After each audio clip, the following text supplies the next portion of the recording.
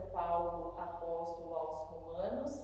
Leremos hoje o capítulo 2, o versículo de 17 a 29. Tu, porém, te chamas judeu e coloca na lei tua segurança e te vanglorias em Deus. Tu conheces sua vontade e sabe discernir o que é realmente importante, sendo instruído pela lei. Tu estás convencido de ser guia dos cegos, luz dos que se encontram nas trevas, instrutor de ignorantes, mestres dos simples, por teres na lei a expressão do conhecimento e da verdade. Como então ensina aos outros e a ti mesmo não ensinas? Pregas que não se pode roubar e roubas? Dize que não se pode cometer adultério e adulteras? Detestas os ídolos e, no entanto, roubas os templos? Tu que te vanglorias da lei, desonras a Deus pela transgressão da lei? De fato, como está escrito, o nome de Deus é blasfemado por vossa causa entre os gentios. Na verdade, a circuncisão é útil, se cumpres a lei. Se, porém, és transgressor da lei, a tua circuncisão se torna incircuncisão. Se, portanto, a incircuncisão observar os preceitos da lei, sua incircuncisão não será considerada como circuncisão? E a incircuncisão, que por natureza cumpre a lei, te julgará a ti, que embora possuas a letra e a circuncisão, és transgressor da lei?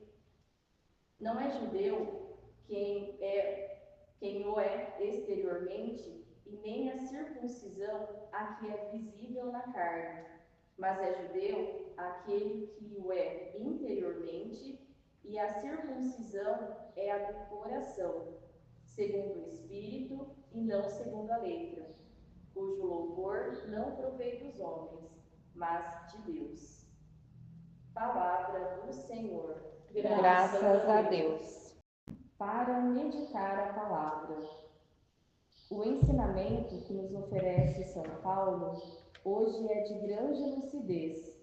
As práticas religiosas, que não são uma expressão do que está no coração, restam mera exterioridade e não ajudam no caminho para a salvação. Nossa identidade religiosa, que nasce da graça recebida na fé, deve ser algo muito mais profundo e enraizado nas profundezas de quem somos, moldando o nosso modo de agir e dando sentido a quem somos. Paulo ainda chama a atenção para a necessidade do testemunho, interpretando as Sagradas Escrituras. Paulo compreende que o conteúdo da lei é bom e deve ser ensinado. Contudo, se este ensinamento não vem acompanhado de exemplos concretos, acaba por ser esvaziar. Aquele que ensina deve ele mesmo se colocar como aprendiz. Senhor, dai-nos viver na coerência da fé.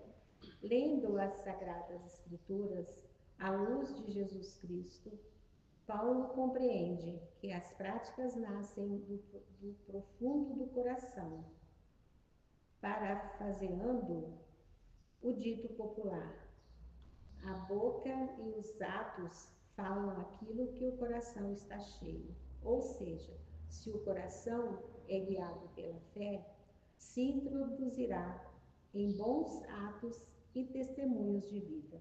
Porém, se o coração está vazio ou perdido, seus atos também serão vazios. Senhor, dai-nos viver na coerência da fé. Paulo utiliza a circuncisão, uma imagem muito cara à religião dos judeus, para aprofundar este seu ensinamento. Como bem sabemos, a circuncisão se trata de uma pequena cirurgia feita em contexto ritual, que marca corporalmente a pertença ao povo de Israel. Carregar esta marca para os judeus é sinal de imersão, não somente em uma raça, mas de participação nas promessas feitas pelo Senhor Deus de Israel ao seu povo.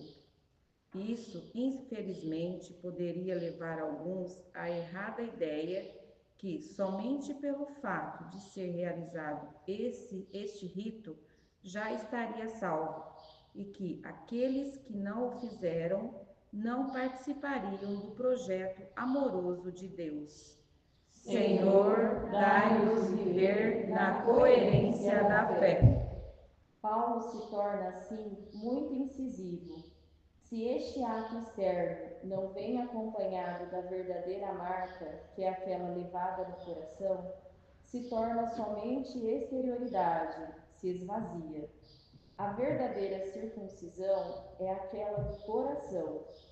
Nesta mesma linha, afirma: participa do povo de Deus todo aquele que se deixa circuncidar o coração, isto é, que se deixou marcar no mais profundo de sua identidade pelo Deus da vida, independente de ser ou não circuncidado na carne. Senhor, dai-nos viver na coerência da fé. Nossa reflexão continua. Vamos agora compartilhar nossas impressões sobre a reflexão apenas escutada. Encontro de hoje, o livrinho nos traz duas perguntas para que a gente possa conversar um pouquinho com base em tudo aquilo que a gente ouviu dessa carta de São Paulo aos Romanos, né? E a primeira delas pergunta: como cada um de nós procura viver sua identidade religiosa? Existe em nós uma grande distância entre aquilo que cremos e aquilo que fazemos? Será que nós estamos sendo como esses judeus que foram circuncidados, que sabem, conhecem a lei, detalhe por detalhe, que ensina os outros, mas que não pratica?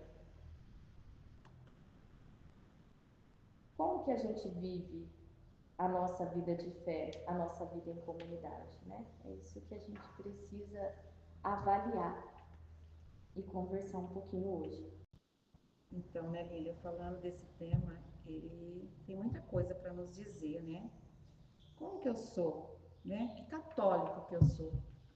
Como que eu represento a minha fé? Será que no meu dia a dia eu demonstro, né, a minha fé, o meu amor por todos com as pessoas? O Padre Sérgio sempre fala, né? Será que eu sou católico só nos domingos? Será que no meio da semana eu sou uma pessoa e no domingo eu sou outra? Eu entro para dentro da igreja para ouvir a palavra de Deus, ali eu escuto, ali eu estou absorvendo na minha fé, mas a hora que eu saio da porta da igreja para fora, como que eu sou? Na comunidade, na minha rua, na minha família, dentro da minha casa? Será que tudo que eu estou ouvindo na palavra de Deus, será que eu estou colocando em prática no meu dia a dia? É algo da gente parar e pensar mesmo, né? Porque a gente sabe que se eu falar da palavra de Deus para alguém, eu vejo enquanto catequista, né? Nós temos que ser exemplo para os nossos catequizandos. Tá aqui também a Helena, que é catequista. E tudo que a gente fala daquele amor de Deus que a gente apresenta para as crianças, eu preciso no meu dia a dia também mostrar esse amor com os meus irmãos, né? E às vezes a gente precisa ficar se policiando, né? Para ver se estamos realmente praticando aquilo que a gente está ensinando. Se não é mera exterioridades, né? Como o Paulo fala. De nada adianta eu falar bonito de Deus, eu saber toda a escritura, o Padre Sérgio fala, até o diabo sabe muito bem, né? Mas se eu não vivo aquilo no meu dia a dia, né? Então acho que é cada dia, ao levantar, entregar aquele nosso dia a Deus, pedir que os nossos pensamentos, a nossa fala, as nossas palavras, os nossos atos correspondam a esse amor que Ele espera de cada um de nós, né? Sim, né, Lília? E isso é o que fala, né? É o amor do coração, não é o da boca para fora. E também a gente já ouviu muito falar do batismo, né? Os pais trazem os filhos para ser batizado ali e somente aquele dia. E depois? Ali é o início, né, de uma vida em Deus, na fé, e a gente tem que ter um caminho a seguir. E muitos, infelizmente, vêm apenas no dia do batismo, batiza seus filhos, seus padrinhos, né, estão ali, e depois, infelizmente, se afastam, aparecem um dia, uma vez ou outra, mas não é assim, né? A gente tem que estar junto de Deus são todos os dias.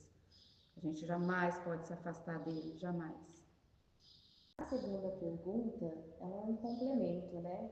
Como nossa comunidade pode se tornar lugares que favoreçam sempre mais a unidade entre fé e vida? Enquanto comunidade, né? Como que a gente pode favorecer essa união entre a fé e a vida? Eu lembrei agora disso daqui, como a gente falou ontem, né? A comunidade, como que a gente tem, né, falado, se encontrado com Deus. São os nossos encontros. Aqui eu coloco como aqui a nossa comunidade, ela se reúne bastante. Igual eu falei, tem o terço das mulheres, terço dos homens, as celebrações, inclusive ontem teve nas capelas, né? E a gente tem as pastorais, pastoral da saúde, que visita os doentes, leva a comunhão. E a gente, com tudo isso, a gente está buscando levar a palavra de Deus, né, para as famílias. Então, nessa parte, eu pensaria dessa forma, que a nossa comunidade, sim, precisa melhorar, precisa abraçar mais a nossa fé, mas a nossa comunidade tem esse caminho de estar levando, né? Agora a gente vai ter o rosário com as crianças, é uma participação muito grande das crianças aqui na nossa comunidade. Então, tudo isso já é um caminho que a gente está perto de Deus. E você comentando da celebração de ontem, né? Quem foi vai lembrar do que foi a nossa roda de conversa, pelo menos lá na São Bento. Todo mundo contribuiu com algo, né? E o evangelho de ontem era Mateus, capítulo 18, de 15 a 20. E cada um foi dando a sua contribuição, né? E como é rico esses momentos que a gente tem de partilha, né? E a gente foi ali um ajudando o outro, porque é um texto muito bonito, que fala sobre a correção fraterna, né? E fala da união, da comunidade, onde 2 ou 3 estiverem reunidos no meu nome, eu estou ali no meio dele. Então, todos esses momentos que a gente tem de estar junto com os nossos irmãos, ele vai favorecer, né, essa unidade entre a fé e a vida. E como gesto concreto do encontro de ontem, nós combinamos que de 2 em 2 ou 3 em 3 a gente faria visitas, né? Porque a gente vai retornar com os encontros nas comunidades, se eu não me engano, dia 16 de outubro, porque semana que vem, quinta-feira, nós teremos a festa de São Mateus, então estaremos todos na comunidade. E na outra semana a gente já começa a novena, né? A novena de Nossa Senhora Aparecida. Então estaremos reunidos, né? E é o momento da gente viver essa nossa fé, né? E também a gente vai, né, já vamos começar a falar um pouquinho sobre a novena de Nossa Senhora, né? Com a graça de Deus, logo vamos iniciar a novena de Nossa Senhora, que também é um momento onde a comunidade participa, né, que a gente tenha 9 dias aí de encontros, que a gente possa estar participando, a comunidade participando, e já fica o convite para aqueles, né, que podem participar, para estar participando, tá bom? E que não seja apenas nesses 9 dias, né? Que continue. Porque a gente vê muito essa realidade, né? Na nossa comunidade. Na novena tá cheia. Aí nas pastorais e também depois nas santas missas, cadê aquele pessoal que vem só na novena, né? Então, que a gente possa viver a nossa fé em comunidade, todos juntos e em todos os momentos. Amém.